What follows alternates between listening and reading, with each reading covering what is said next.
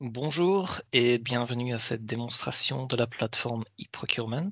Il s'agit d'une démonstration pour adjudicateurs et voici les fonctionnalités qu'on va passer en revue aujourd'hui. D'abord, le moteur de recherche pour les cartes de visite. Ensuite, on va parcourir les invitations parce que là aussi, il y a quelques conseils et astuces à donner. On a ajouté quelques fonctionnalités supplémentaires qui permettent de mieux gérer les entreprises et d'éviter des erreurs. Et finalement, nous allons découvrir comment envoyer à partir de la plateforme la notification de la place individuelle dans le classement provisoire.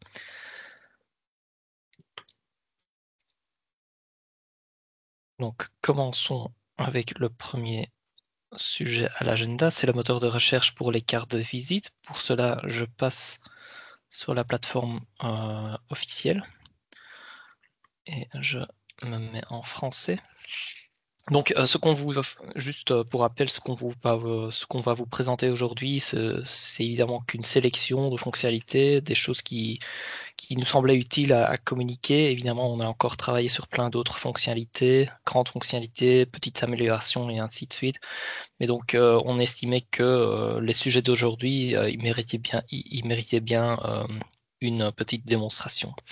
Et donc, une des toutes premières nouveautés, c'est le moteur de recherche pour les cartes de visite. Donc, les cartes de visite, c'est quelque chose qu'on avait déjà dans la plateforme. Donc, à chaque fois qu'une entreprise s'enregistre sur la plateforme, elle est invitée à créer une carte de visite, donc à fournir quelques détails en plus sur ce qu'elle fait, où est-ce qu'elle travaille, quelle est la description de l'entreprise. Elle peut donner des mots-clés, ainsi de suite.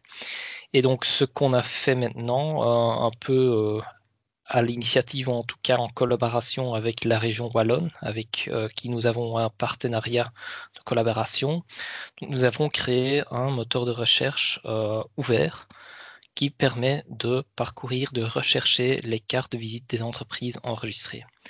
Donc ici, vous voyez que pour l'instant, je ne suis pas connecté à la plateforme, je me trouve dans la partie publique de la plateforme. Et déjà, j'ai accès à ce moteur de carte de visite où je peux faire des recherches. J'en dirai plus dans quelques instants. Et vous voyez que tout en bas, vous avez déjà accès à plus de 8000 cartes de visite. Donc, il s'agit de cartes de visite d'entreprises qui ont explicitement donné leur accord pour que leur carte de visite soit visible ici, dans ce moteur de recherche.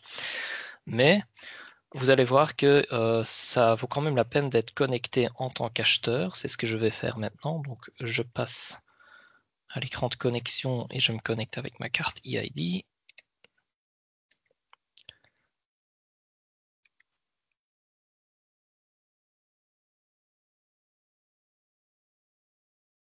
Je me remets en français. Et donc, vous voyez ici, dans la barre de navigation en haut de la page, vous avez également accès en tant qu'acheteur à ce moteur le moteur de recherche avec les cartes de visite. Mais vous voyez qu'ici, vous avez accès à plus de 50 000 résultats, 53 000 à peu près.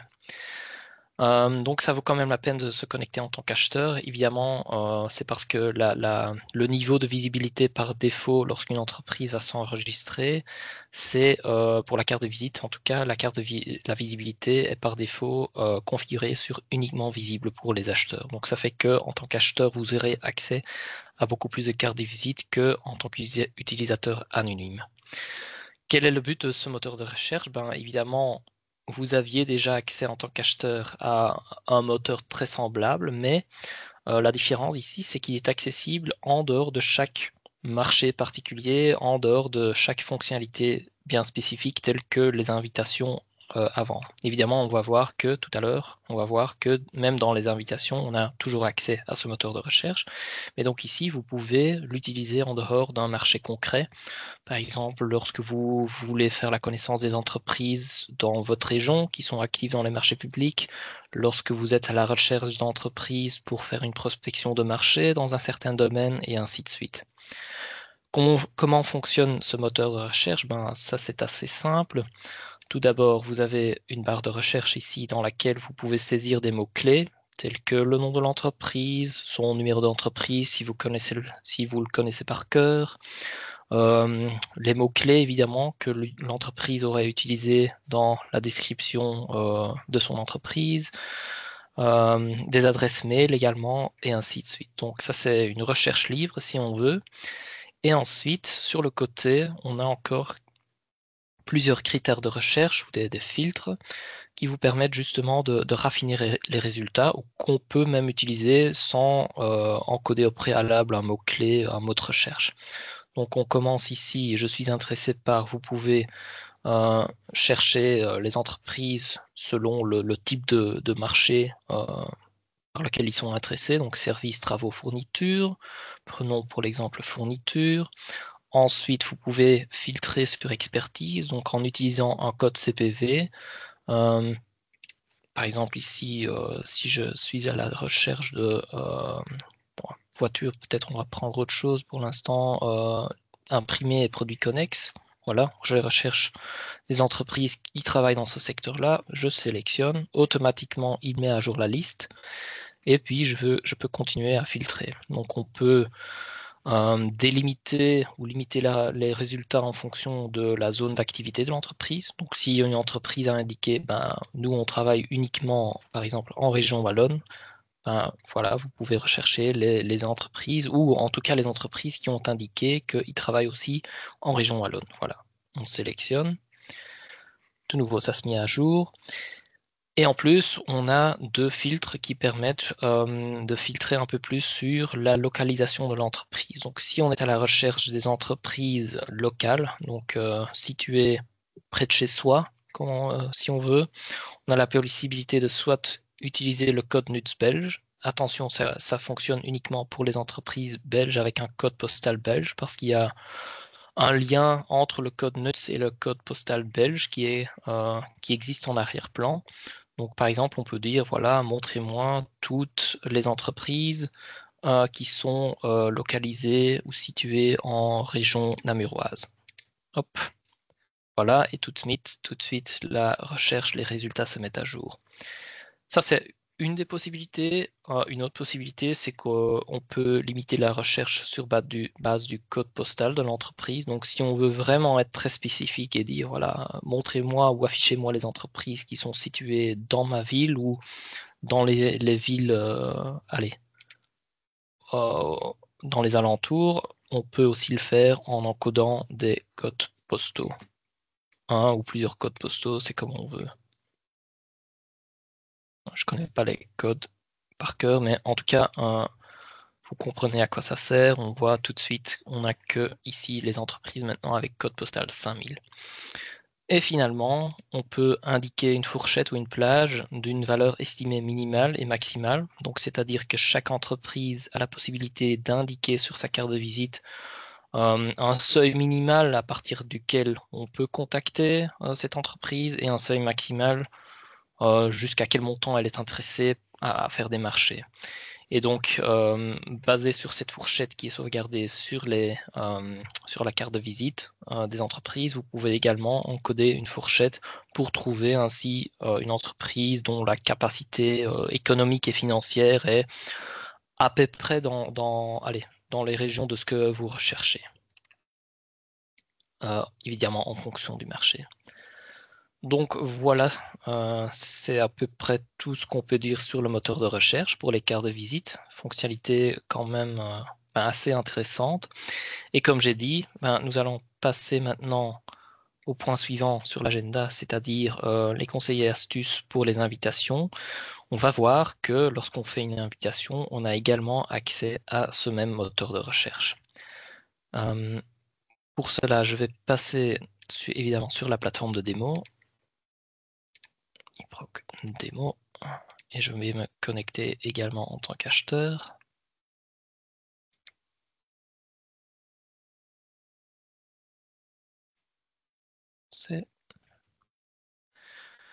Donc on va maintenant parcourir le scénario d'une procédure négociée sans publicité préalable. C'est le cas typique pour lequel on utilise une invitation sans passer d'abord via une publication.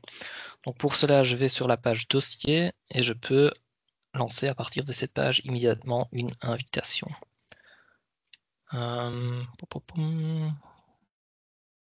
Alors, j'ai un petit souci. J'ai pas d'organisation uniquement francophone, mais c'est pas grave. On va activer le français en plus, voilà, comme ça. Donc, il s'agit d'une démo 2024-06-24 pour la PNSPP. Je vais simplement copier ces données dans le titre et la description. Évidemment, c'est pas le but, mais ici, il s'agit juste d'une démo. Et le but, c'est de pouvoir vous montrer voilà, les nouveautés qu'on a ajoutées concernant la gestion des entreprises et inviter dans une invitation et comment éviter des erreurs. Donc, mettons qu'on va faire un marché de fourniture pour des voitures particulières. Hop. Avec un seul lot. La base légale, c'est le secteur classique. Il s'agit d'une invitation qui constitue une mise en concurrence selon la procédure négociée sans publicité préalable. Je vais générer un mot de passe dont les entreprises auront besoin pour consulter l'invitation, pour confirmer leur participation également. On va évidemment utiliser un coffre-fort et un forum pour les questions et les réponses. On va pour l'instant pas donner d'infos sur les achats durables et on va sauvegarder. Donc je parcours maintenant l'invitation telle qu'on le ferait dans le cadre d'un vrai marché. Donc d'abord on va commencer par configurer les différents outils associés à notre invitation, c'est-à-dire le coffre-fort et le forum. Évidemment, pour le coffre-fort, il faut d'abord donner la date limite de soumission. Donc, on va demander à la plateforme de nous proposer une date en fonction de la procédure sélectionnée. OK. Ensuite, on va configurer le forum. On va l'activer dès aujourd'hui et il sera clôturé quelques jours avant la date limite de dépôt. Et finalement, on va configurer notre coffre-fort pour le faire clôturer automatiquement par la plateforme dès que la date limite est atteinte. Donc ça, c'est basique, c'est rien de nouveau là-dedans. Lettre d'invitation, pareil. Donc ici, on va compléter notre lettre d'invitation. Utiliser un texte bidon. Il n'y a pas de... J'ai pas de texte préparé spécifique. Hop. Comme ça. Et maintenant, on passe à la shortlist. Donc, comment définir la shortlist, comment ajouter des entreprises à la shortlist. Donc ici, on a deux boutons, ajouter, importer. Donc, ce qu'on vous conseille, c'est d'utiliser un maximum le bouton importer. Pourquoi? Ajouter, c'est surtout lorsque vous voulez ajouter manuellement des entreprises ou en les recherchant directement par exemple, dans la banque Carrefour des entreprises. Mais quel est l'intérêt d'utiliser le bouton importer? Donc, soit vous êtes dans un dossier où vous avez déjà invité ou reçu des offres et là, vous allez trouver les entreprises enregistrées sur le pivot d'ouverture ici. Soit vous prenez la deuxième option qui vous donne accès également au moteur de recherche qu'on vient de découvrir tout à l'heure. Ici, on voit qu'on a la même barre de recherche, les mêmes critères pour filtrer. Donc voilà, on va indiquer fourniture. Et c'était des voitures particulières qu'on cherchait. Hop. À la différence du moteur de recherche qui est disponible dans la partie publique, ici, il faut encore pour l'instant cliquer sur chercher. Ça, c'est quelque chose qu'on va améliorer. Et donc, on voit ici tout de suite, rien qu'en appliquant ces deux filtres, la liste des résultats s'est limitée à 10 résultats. Évidemment, on est aussi sur la plateforme de démo, donc il faut en tenir compte. Il y a moins de cartes d'entreprise enregistrées, moins de cartes de visite et ainsi de suite. Et voilà, on va maintenant sélectionner quelques entreprises. On trouve ici deux fois la même entreprise, donc Belfius Autolease avec le même numéro BCE. Et c'est un cas intéressant pour vous montrer ce qui va se passer lorsqu'on va ajouter ces deux entreprises à la shortlist. Donc, vous allez voir que le système va vous dire attention, il va y avoir un petit point d'exclamation pour vous dire attention, vous l'avez ajouté plusieurs fois à la shortlist cette entreprise. Donc c'est pas une bonne idée. Pareil, quand vous allez valider, soumettre l'invitation, donc il ne faut pas tenir compte des problèmes bloquants, mais ici il y a un avertissement. Attention, shortlist, il y a plusieurs entreprises avec le même numéro d'entreprise sur la shortlist. On ne va pas bloquer, on ne va pas vous bloquer. Si vous voulez continuer vous pourrez continuer. Ici, c'est bloqué parce qu'on a 2 horaires plus importants qu'on va traiter tout à l'heure. Mais en tout cas, c'est pas bloquant. Mais pourquoi est-ce que c'est pas une bonne idée de procéder ainsi? Justement parce que ces 2 personnes vont recevoir une lettre d'invitation, mais avec un lien différent. Ça veut dire que chacune pourra accéder à l'invitation, mais avec un lien individuel, un lien personnel, ce qui va faire qu'ils pourront également remettre 2 offres. Évidemment, c'est pas le but. Donc, comment est-ce qu'il faut éviter cela? Ben, mieux, c'est de prendre, par exemple, l'adresse d'une de ces personnes, hop, et de l'ajouter à l'autre invité sur la shortlist comme destinataire supplémentaire. Donc, j'ai simplement copié-collé l'adresse email ici, hop, je sauvegarde. Et maintenant, on voit que les 2 personnes sont enregistrées sur cette carte-là, et je peux supprimer, je peux supprimer cette carte. Hop. Et comme ça, Belfius Autolise ne recevra qu'une seule invitation avec un seul lien unique, et ça va éviter des problèmes au moment de la soumission. Ça va faire en sorte que, on va réduire le risque d'avoir ou éliminer même le risque d'avoir une double soumission pour le même marché. Pareil, il y a un autre mécanisme qui nous, au moment, mettons maintenant que j'essaye encore une fois quand même d'ajouter cette entreprise à la shortlist, on aura un petit pop-up, attention, cette entreprise, elle existe déjà. Êtes-vous sûr de vouloir l'ajouter à nouveau? Parce que on vous conseille plutôt d'utiliser les destinataires supplémentaires. Donc ici, on ne va pas le faire et je vais annuler. Je vais d'ailleurs supprimer cette entreprise parce que, évidemment, je ne vais pas contacter ces personnes-là pour une démonstration. Je vais plutôt chercher quelques entreprises bidons que j'ai créées pour cette démo.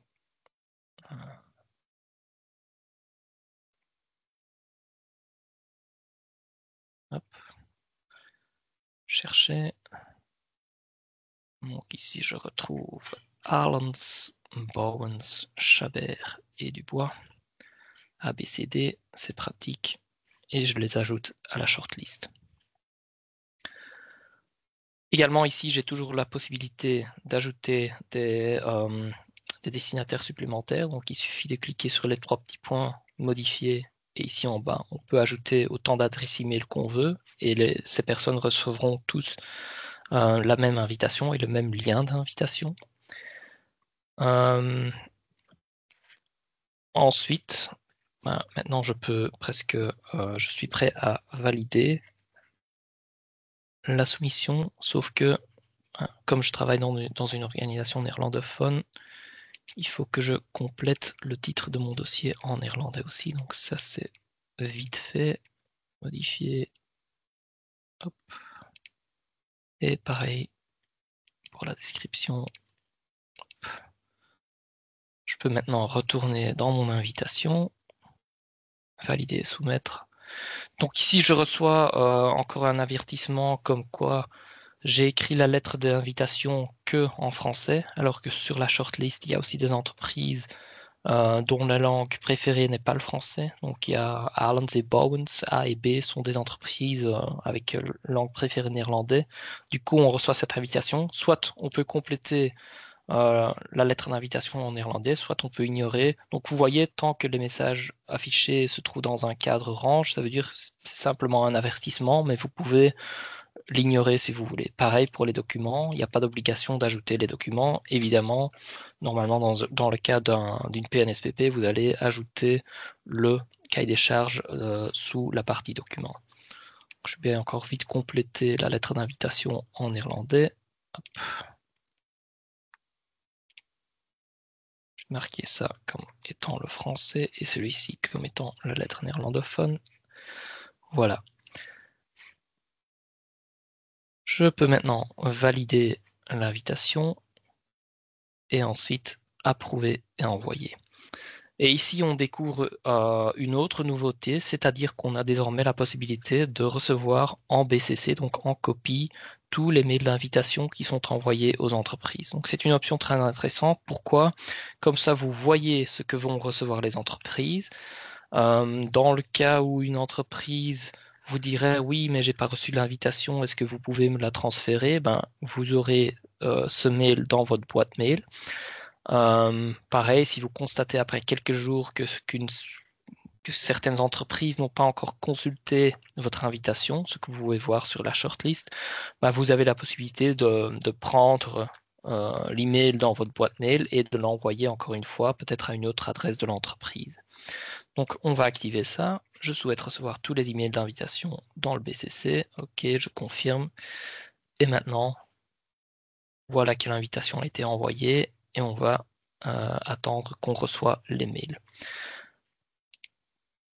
Très important, lorsqu'on reçoit ces mails, il faut bien se rendre compte que chaque mail contient un lien unique. Donc, chaque entreprise va recevoir un lien unique. Allianz va recevoir un lien unique, Bowens également, Chabert et Dubois aussi. Donc ça veut dire que ces mails-là, il faut vraiment les traiter comme des mails personnels. Donc si on reçoit le mail en BCC pour la firme Arlands, au moment où la firme Bowens vous contacte, il faut bien faire attention de ne pas lui transférer le mail de Arlands parce que le lien qui se trouve dans ce mail-là, c'est un mail qui est valable uniquement pour la firme Arlands. Donc c'est très important, on a déjà vu des cas où des acheteurs effacent simplement le nom de l'entreprise dans un des mails et ensuite ils forwardent ce mail avec le lien unique pour cette entreprise à toutes les autres entreprises sur la shortlist. Du coup, s'il y a une entreprise qui confirme sa participation, les autres ne peuvent plus confirmer leur participation. Et l'entreprise originale, s'il n'était pas la première à confirmer sa participation, elle n'aura plus la possibilité de confirmer sa participation. Donc, je vais ouvrir ma boîte mail pour voir si j'ai déjà reçu l'email.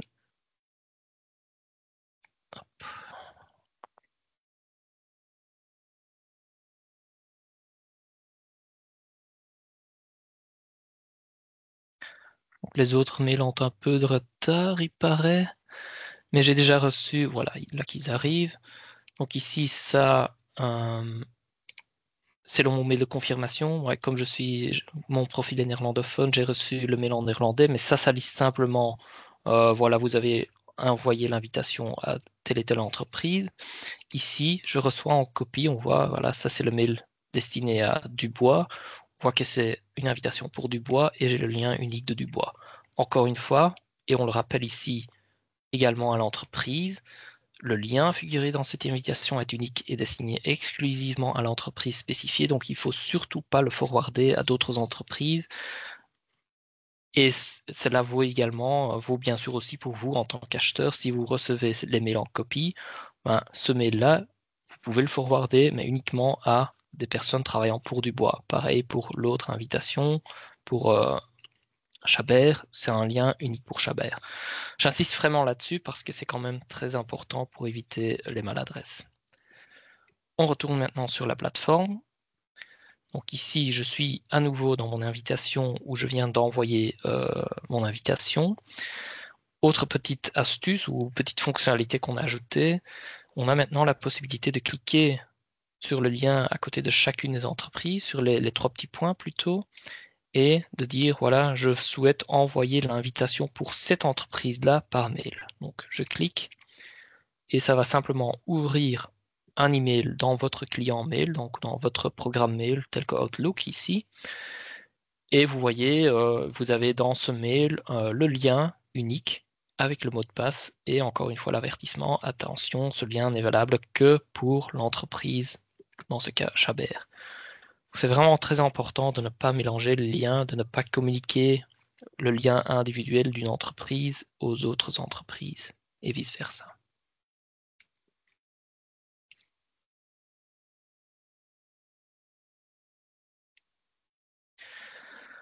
Voilà. Et comme ça, on arrive au dernier point sur l'agenda pour cette démonstration. Et là, il s'agit de la notification de la place individuelle dans le classement provisoire. Donc, de quoi s'agit-il?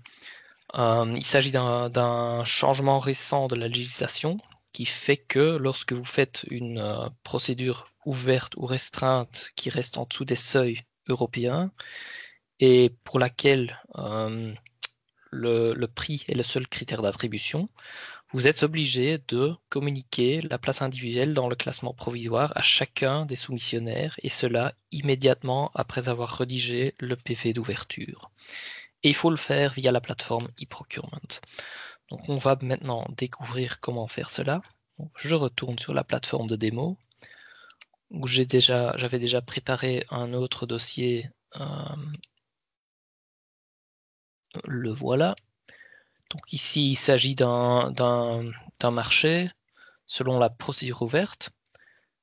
Je rentre dans la partie passation. Donc vous voyez que j'ai déjà fait une publication pour ce marché. La deadline était dépassée, donc c'était hier, et je suis passé à l'ouverture du coffre-fort. Donc dans mon coffre-fort, j'ai reçu 4 offres de nouveau de A, B, C et D, de 4 firmes qui ont chacune soumis une offre. Ici, le PV d'ouverture a été créé automatiquement au moment de l'ouverture.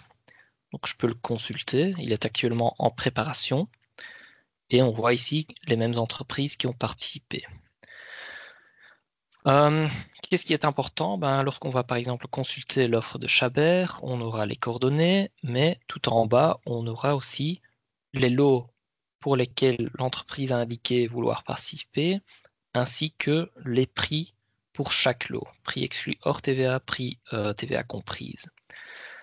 Comment est-ce qu'on a obtenu ce prix? Ça c'est soit vous avez toujours la possibilité d'ajouter manuellement les prix sur le PV d'ouverture, donc ça c'est une option que désormais vous avez toujours. Mais ici, vu qu'on était dans un scénario où on savait déjà, voilà, je suis dans une situation où je vais devoir communiquer la place individuelle dans le classement provisoire, donc qu'est-ce que j'ai fait? Au moment de configurer le coffre-fort, donc au moment d'initialiser la publication, j'ai configuré mon coffre-fort pour recevoir les prix ou, comment dire, indiquer les prix. J'ai mis ce paramètre sur oui, ce qui a fait que les entreprises ou les soumissionnaires, au moment de soumettre une offre, ils ont été invités à indiquer pour chaque lot un prix. Et comme ça, le travail est déjà fait à moitié.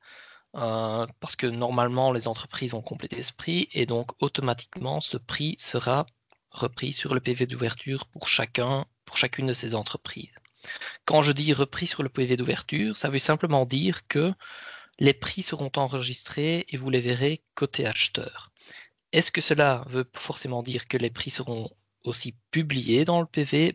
Non, justement non, parce que ça irait un peu à l'encontre de ce que dit la législation, c'est-à-dire que le classement est individuel, il est provisoire et il ne peut pas être. Allez, chaque soumissionnaire ne peut recevoir des informations que sur sa place individuelle. Donc, c'est-à-dire, on ne peut pas voir le prix des autres parce que ça nous permettrait de justement en déduire le classement provisoire.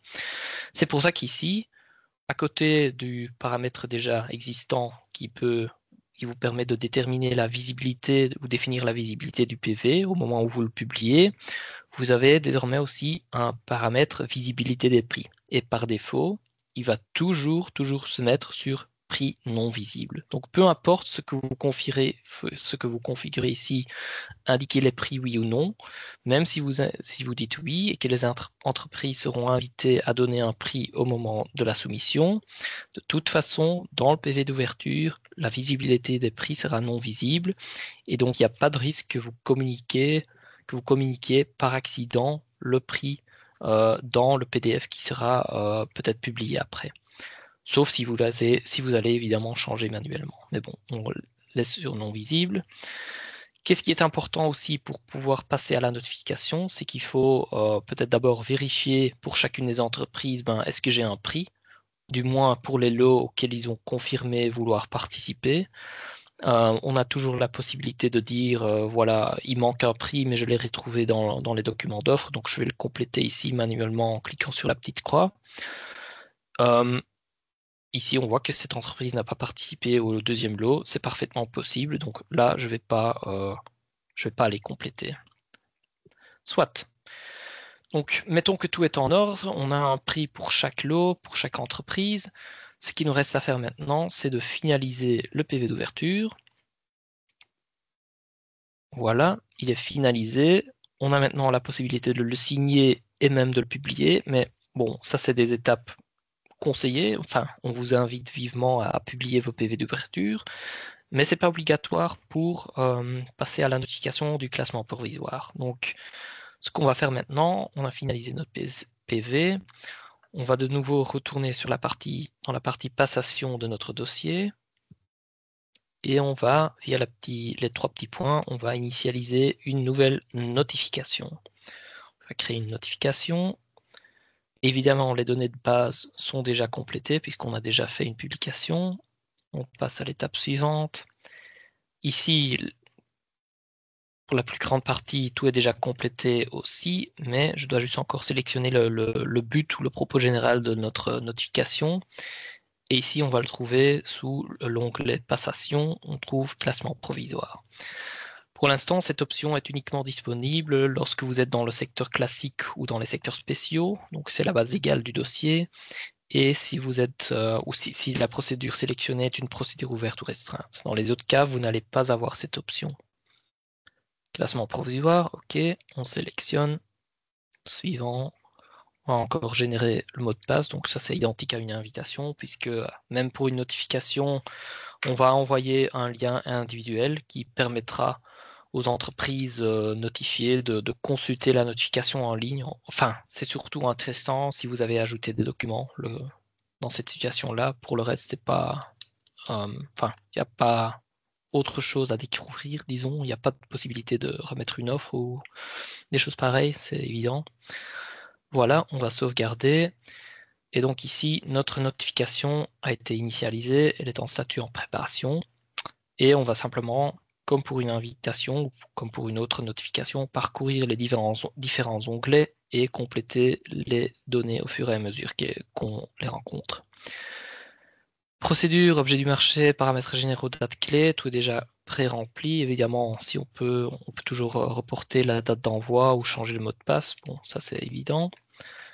Ensuite, la notification. Donc ici, il y a quand même une petite différence avec une notification classique ou avec une invitation classique, c'est-à-dire qu'ici, vous avez 2 parties qui seront envoyées, qui seront fusionnées dans un seul mail, à savoir une partie fixe qui est créée automatiquement par la plateforme et qui sera individualisée par soumissionnaire, c'est-à-dire qu'on va mettre dans cette partie-là le classement basé justement sur les prix qu'on a captés dans le PV d'ouverture et ventilé par l'eau aussi.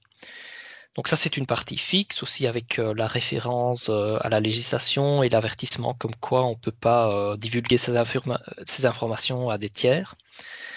Et ensuite, il y a une partie libre qui est la partie que vous connaissez déjà et c'est simplement la lettre qu'on peut compléter ici. Mais donc, il faut savoir que justement pour communiquer le classement même, vous n'êtes même pas obligé de compléter cette partie libre. C'est complètement optionnel dans ce cas. Les infos essentielles seront déjà complétées par la plateforme. Donc, si vous voulez compléter la partie libre, vous avez la possibilité, mais ce n'est pas une obligation. Bon, je vais mettre la même lettre qu'avant, une lettre un peu bidon, évidemment. Je sauvegarde. Voilà. Je passe à l'étape suivante, peut-être la plus importante, c'est la shortlist. Donc ici, on va voir que la shortlist est vide pour l'instant, donc il n'y a pas de classement. Pourquoi? Parce qu'on doit d'abord sélectionner l'espace de travail ou les espaces de travail à partir duquel on va importer le PV d'ouverture, à partir duquel ou basé sur lequel sera la shortlist va se créer. Donc on va sélectionner l'espace de travail. Ici, on en a qu'un, c'est-à-dire la publication dans laquelle on a fait l'ouverture de notre coffre-fort. Et évidemment, pour pouvoir sélectionner, si à un moment donné vous constatez que vous n'arrivez pas à sélectionner un espace de travail, vérifiez alors bien que vous ayez finalisé le PV d'ouverture. Parce qu'il faut avoir finalisé le PV d'ouverture pour justement pouvoir sélectionner euh, la publication ou l'invitation. Je sélectionne, je sauvegarde, et vous allez voir que maintenant, hop, les différentes entreprises sont repris pour chaque lot. Donc pour le lot 1, Arlands Bowens et Chabert et Dubois en ex-aequo, puisqu'ils avaient tous les deux le même prix. Voilà, c'est un cas exceptionnel qui se produira peut-être jamais dans le monde réel, mais en tout cas, on a prévu cette option. Et puis pour le lot 2, on voit Chabert, Borns et Dubois. Ce qui correspond d'ailleurs à ce qu'on a vu sur le PV d'ouverture, où Arlands n'avait participé que pour le lot 1, mais pas pour le lot 2. Donc tout est déjà fait pour vous, il suffit simplement de vérifier un peu le PV d'ouverture, de compléter les prix s'il manque, mais c'est tout. Et hop, automatiquement, le classement est créé pour chaque lot. Par défaut, on va sélectionner, ou le système plutôt va sélectionner tous les lots qui sont encore actifs au moment de lancer la notification. Donc, le cas où vous aurez déjà arrêté des lots ou annulé des lots, ces lots-là ne seront plus pris en compte. Mais ici, on avait 2 lots qui étaient toujours actifs. Donc, par défaut, ces 2 lots ont été sélectionnés. Si vous dites, finalement, je dois communiquer le classement que pour le premier lot, car le deuxième, là, il y a d'autres critères d'attribution et pas seulement le prix qui entre en jeu. Là, vous pouvez dire, voilà, je sélectionne ou je désélectionne des lots. Et vous allez voir que le classement va se mettre à jour en fonction de cette sélection. Finalement, on a ici la possibilité de changer la vue. Donc, par défaut, on affiche le classement. Je vais réactiver les 2 lots. Par défaut, on affiche le classement, mais vous avez également la possibilité d'afficher la vue classique de la shortlist. Donc vous voyez les entreprises, leurs données de contact, leur numéro d'entreprise, et ainsi de suite. Voilà. Bref, quand tout est prêt, on a tout préparé. Donc on a sélectionné l'espace de travail à partir duquel on veut importer ou sur lesquels on veut baser le classement. On a sélectionné nos lots. On a éventuellement, mais comme j'ai dit, c'est pas obligatoire, on a complété la lettre de notification, la partie libre. Là, on peut valider et soumettre la lettre de notification. De nouveau, on a les avertissements par défaut. On n'a pas ajouté de documents. Oui, OK. Et la notification sera envoyée par simple courrier électronique. C'est simplement pour attirer votre attention sur le fait qu'on n'offre pas encore de courrier électronique recommandé. Bon, ici, pour cette notification, c'est pas nécessaire puisque la législation indique que c'est la plateforme qui doit communiquer justement la place individuelle dans le classement provisoire. C'est plutôt un avertissement qui s'applique à d'autres types de notifications pour lesquelles un envoi par courrier recommandé est parfois nécessaire. Soit. On passe à l'étape suivante. Donc, la notification est maintenant dans le statut soumis. On doit évidemment encore l'approuver ou la faire approuver pour l'envoyer. Donc, on va cliquer là-dessus.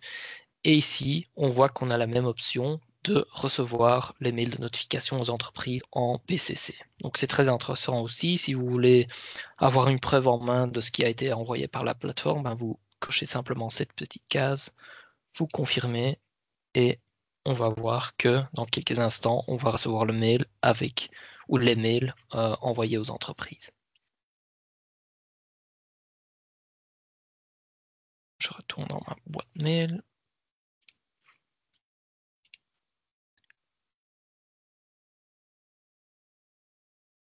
Ici, on va devoir patienter un tout petit instant.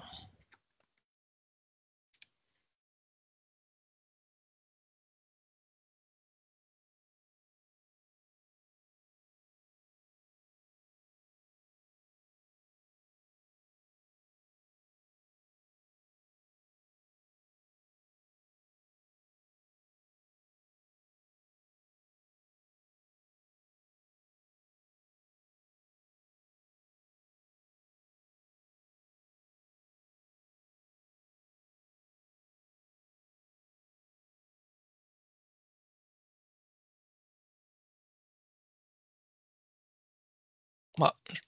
En attendant, je peux peut-être vous montrer la notification de la session néerlandophone qui a eu lieu il y a 1 heure.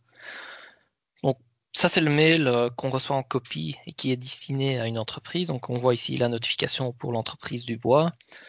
On voit le texte fixe, si on veut. Donc, c'est cette partie-là. Vous avez récemment soumis une offre pour le marché Intel et confirmant conformément à l'article de la loi, vous voyez ici ventilé par lot votre place individuelle dans le classement.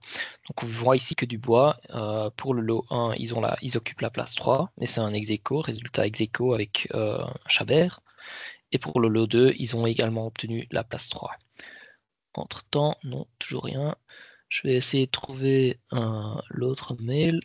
Donc voici la notification pour l'entreprise Chabert qui reçoit également la notification comme quoi elle est en ex-aequo avec une autre entreprise. Évidemment, elle ne sait pas voir laquelle, mais en ex-aequo sur la place 3.